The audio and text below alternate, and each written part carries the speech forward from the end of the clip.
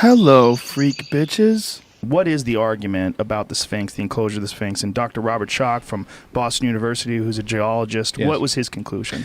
What Schoch is saying is that the Sphinx and the trench out of which the Sphinx is cut bears the unmistakable evidence of precipitation-induced weathering caused by exposure to a substantial period of heavy rainfall. And that is particularly pointed out in the vertical fissures in the trench. So you see, the Sphinx itself has been subject to so much restoration over so many years that it's difficult for people to even see the core body of the Sphinx today. But it's these, you can see the vertical fissures even down at the back of there. That is what Schoch counts as rainfall, precipitation-induced weathering, heavy rainfall, which is selectively removing the softer layers and leaving the harder layers in place. And the problem is we don't have that rainfall in Giza, in Egypt, 4,500 years ago. You have to go back much earlier to get that rainfall. That's the suggestion. So that's the suggestion by Robert Schoch, independently of your conclusions. Totally independently, yeah. Schoch disagrees with me on many things, as a matter of fact, and I disagree with him on many things, but I think he's on the money on this. So that alone would set back at least that one. I mean, it's pretty much established that the Great Pyramid of Giza was constructed about 2,500 BC, right? There's absolutely no doubt that a huge project went on at Giza around 2,500 BC. So your argument is not that the whole thing was that much older, was that parts of it seem to have been from an earlier civilization, or at least that civilization far, far earlier than was... I would say that the ground plan, what we have at Giza, the basic layout of the site, was established in what the ancient Egyptians called Zep-Tepi, the first time. Astronomically and geologically, I and my colleagues suggest that the first time can be dated to the period of about 12,500 to 13,000 years ago, that was when the site was laid out, because there's intriguing astronomical alignments of the Great Pyramids to the Belt of Orion. I know Ed Krupp has a completely opposite view on this, and of the Great Sphinx to the constellation of Leo, rising due east, housing the sun on the equinox, the astrological age of Leo. Again, I have slides I can... And that would align with the geological evidence that Robert Schoch concludes. It aligns with the geological evidence. The age of Leo pretty much exactly spans the Younger Dryas, as a matter of fact. And so the only argument against that at the time was that there were no other structures like that from 12,000 years ago. Correct. And then Krupp said that the Orion correlation wasn't real because it was upside down. I mean, do you want to get into that now? Well, first, that's not the only argument. It's that, okay, if the Sphinx is built, or the layout for the whole thing is built in say 10, 11,000 years ago, and then the pyramids are built, 2,500 BC.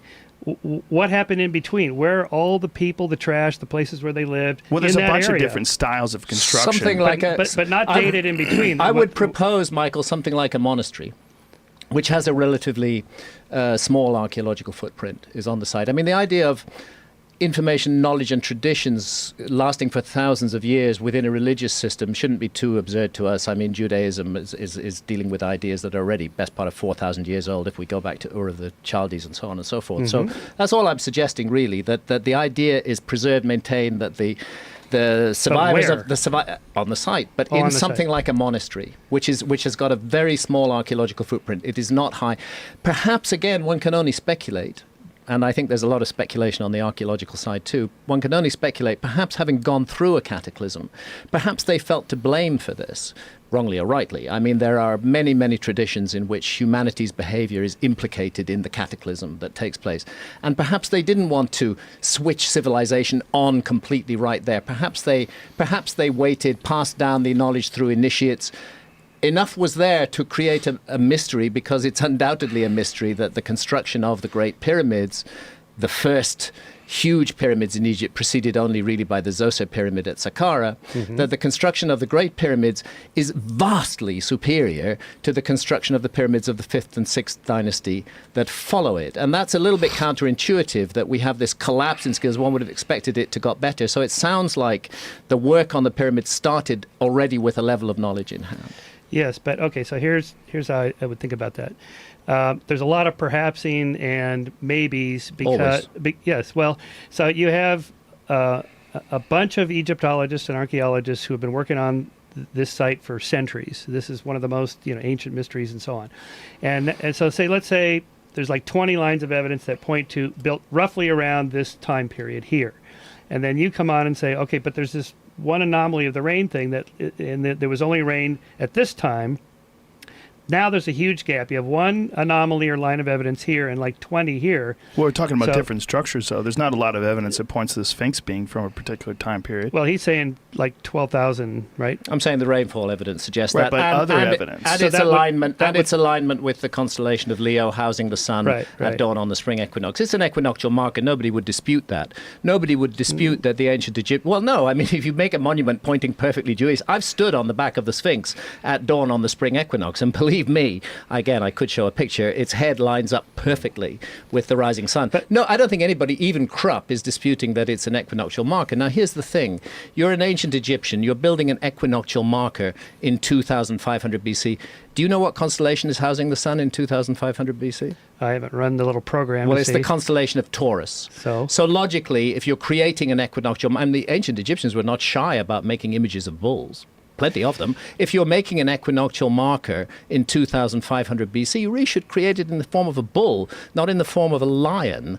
You know, that's the puzzling issue. And yet we do have a time when a lion constellation housed the sun at dawn on the spring equinox, and that is the period of the Younger Dryas. Okay, I'd say that's a pretty big leap. Well, I know you'd say that, and your colleagues all say that too. And so now, and then we have a gap of about 5,000 or 6,000 years where there's nothing. There's no. Well, let me interject there. Yeah, Can I interject? Yeah, please do. I'm going to refer back to several articles that were published in the 80s and 90s. This one is from Nature, early 80s, late Quaternary history of the Nile.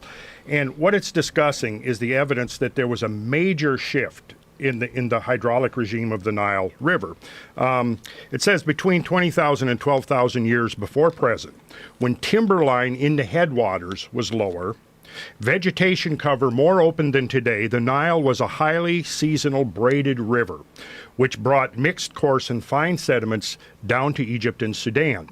This cold, dry interval had ended by 12,500 years before present, when overflow from Lake Victoria and higher rainfall in Ethiopia sent extraordinary floods down the main Nile. And those floods have been documented to have been 120 feet above the modern floodplain of the Nile. Any civilization, or whatever you want to call it, living along the Nile River at that time would have had to abandon whatever they were doing there in this regime, this intensified hydraulic regime. And it goes on to say, it marked a revolutionary change to continuous flow with a superimposed flood peak. So what happened is that there was a major environmental change that occurred right there around 12,000 to 12,500 years. The dating could be adjusted somewhat since the early 80s, but the point is made is that because of a major hydrological change, major vegetational cover change, major environmental change, this would have caused also imposed changes upon whatever culture was existing there or living there at the time. Now what we have is, in the aftermath of that event, we have basically the emergence of desert, which now would require serious adaptation. It's very likely, too, that these events could have also decimated the population at the time, leaving basically no workforce. And then over a period of 2,000 or 3,000 or 4,000 years, you find that there's enough of a recovery that these kind of monumental structures can be renewed. But it's clear from this and a lot of other studies in the Eastern Mediterranean showing that there are sap-rappel layers, which is basically material that has been washed in from the continental surface that has not oxidized. It has essentially become rotten and carried in, organic material carried in off of the continents by this enhanced regime of water flow, actually forcing so much water that there was a freshwater lid on the Eastern Mediterranean that caused a cessation in the circulation between the upper waters and the lower waters, reducing the amount of oxygen brought down to the lower waters. And so you had these layers of mud that formed on the bottom of the Mediterranean that show this massive influx of fresh water flowing out of the Nile and off of the Egyptian continent at this same time. So clearly the evidence shows that there were major climatic changes that occurred around this time. it is not so speculative to imagine that whoever, whatever, and we don't have to invoke any kind of a super advanced civilization, but whatever cultures were there that were perhaps capable of carving blocks of stone, transporting blocks of stone, as they were at Göbekli Tepe during this time range, would have been that their activity would have been interrupted to the extent that it might have taken millennia to recover, to get the labor force necessary to undertake major monumental programs on the Giza Plateau. So I think that if we assume this gradualistic scenario, yeah, that's a fair question to ask. What happened in that interval?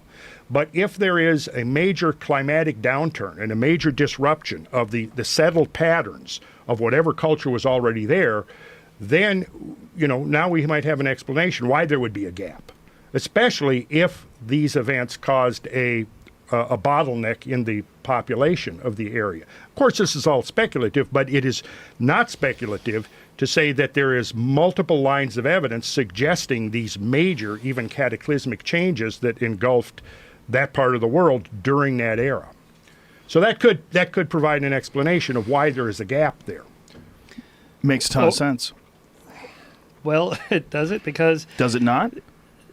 Only if you have to have the Sphinx in conjunction with 12,000 years ago in the lost civilization. Mm-hmm. If you just say the rainwater erosion on the Sphinx is not an explanation for the age, and that the traditional accepted age is what we think it is, then there's no gap to fill. Yeah.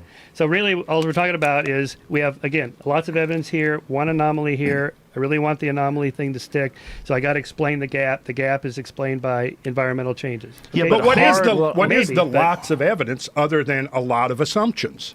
It's and all a lot assumptions. Of maybes? It's all. I mean, actually, can you cite me a single contemporary inscription from the date that the Sphinx is supposed to have been made that refers to the Sphinx? I'm sorry. Can you cite a single contemporary inscription from ancient contemporary to the date that Egyptologists ascribe to the Sphinx? In other words, to the reign of Khufu. Can you cite me a single inscription that talks about the Sphinx being built? This is not. I don't study this area. I don't know. Okay, well, you can't, because there is no such inscription. Okay, well, so? Well, one would have thought there would be. Well, maybe. It's a giant project. It's 270 feet long. It's 70 feet high. It's carved out of solid rock. Nothing. Okay, but you have no reference to it at all in the Old Kingdom. You actually have to come down to the New Kingdom to get references to the Sphinx in inscriptions. So, but you've already said that the pyramids were built at the time we think they were built, not thousands of years ago. I would say that a great deal of work was done on the pyramids at the time of 2500 BC. I think the ground plan was laid out earlier. And we have like the step pyramid, which is cruder and not as well designed as the other pyramids. That's a transitional stage at that time. Often argued to be a transitional stage. Yeah. Have you been to the step pyramid, I'm sure? No, not. Right. And you've been to Giza, though? No, I've never been to Giza. Oh, dear. Well, they do make a very different impact. I mean, I've climbed the Great Pyramid 5 times. I mean, you're dealing with something orders of magnitude different in terms of what's required. I mean, this thing weighs 6 million tons. I understand, but it's 481 feet high. It consists of 2.5 million individual blocks of stone. It's a line to true north within 3/60ths of a single degree. I mean, to compare that to Zoser is really not a valid comparison at all. What's more interesting to me is the radical decline that takes place in pyramid building skills in the 5th and 6th dynasty. Go to Unas, go to Pepi, go to Teti at Saqqara. These are a shambles. You can hardly even recognize them as a pyramid. What happened to all that knowledge that's invested in the Great Pyramid? Why does Egypt devolve so rapidly? How do we explain this pristine, amazing work that's done on the Great Pyramid unless there's a legacy of knowledge being attached to it? Okay, so every archaeologist, Egyptian archaeologist and Egyptiologist knows everything you just said. They do. And they don't accept any of your arguments. Why not? That's why I'm needed, because somebody's got to counter this. Is it just that they're closed-minded and they follow Zahi Hawass and they never think for themselves? You want to see a closed mind? I'll play you a 1.5-minute video of Zahi Hawass refusing to debate with me. But all of them? Every one of the Egyptologists and archaeologists over the last 2 centuries and so on, they're all dogmatically closed-minded and they can't see the arguments as clear as you? Or is it they're not convinced by your argument? They're not convinced by my argument. They genuinely and absolutely believe that their argument is right. The notion that I'm proposing is apparently so preposterous to them that it isn't even worthy of consideration, but it is worthy of insults and attacks on me, on my integrity, on my decency as a human being, on my honesty. All all of those things get attacked, because mainstream, and that's fine. I'm ready for that. And by the way, I know that archaeologists, academics constantly attack each other all the time. I used to take this stuff personally, but then when I see what they do to each other, the ravaging attack dogs are let loose on any new idea. I sometimes wish scientists would actually look for what's good in a new idea rather than what's bad. But I get why they do look for what's bad. But in other words, some young graduate student working in that area could make a name for himself by overturning, My son was a young graduate student at the University of Cardiff studying Egyptology. He got marked down in his degree because he proposed the possibility that the pyramids and the Sphinx might be or might have older origins. He was impressed by my work. It did him a lot of harm in his degree. And if all this was true, then eventually you haven't answered my point. It would come out. You haven't answered my point. Which is if you go against the mainstream view, your career does not progress as an Egyptologist. I disagree. I mean, give me an example. How is it that we know anything that we know about Egyptology? Give me an example now? from Egyptology of somebody who's gone against the mainstream view and been lauded for so doing. Well, look, we don't believe everything about it that we believed 2 centuries ago, at, say, Napoleon's time, right? How did all that knowledge come about? How did all the change in that science develop? It really begins with Champollion and the deciphering of the Rosetta Stone. All right. How was he able to do that against the mainstream? There was no mainstream. All right. So that he was against. There was no mainstream. The mainstream has taken time to form, and it's very solid now. I mean, scientists, Egyptologists all sing from the same hymn book. You'll find very little disagreement amongst them on anything. But this is true in every field. But somehow or another, Einstein managed to make an impact because he turned out to be right. Well, I'm no Einstein, and I don't know if I'm right, but I'm going to continue to oppose that mainstream. Somebody has to. I don't know if that's a valid comparison, Einstein and archaeology. All right, well, take paleoanthropology. I mean, it's a completely different field now than a century ago. How did that happen if no one ever accepts new ideas? They do. It happens all the time.